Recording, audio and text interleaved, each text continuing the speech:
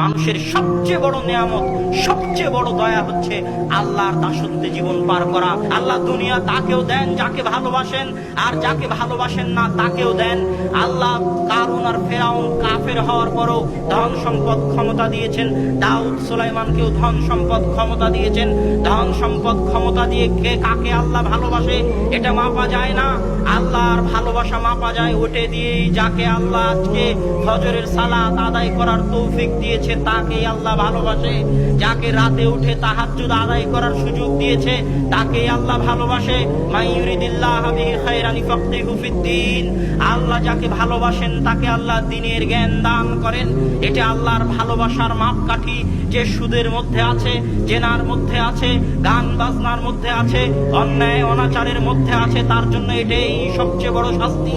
তার জন্য এটাই সবচেয়ে বড় শাস্তি যে সে মহাপরাক্রমশালী আল্লাহর দরবার থেকে মাতরুদ, আল্লাহর দরবার থেকে মারদুদ, আল্লাহর দরবার থেকে বিতাড়িত, আল্লাহর রহমত থেকে বঞ্চিত, আল্লাহর করুণা থেকে বঞ্চিত, আল্লাহর দয়ার দৃষ্টি থেকে বঞ্চিত।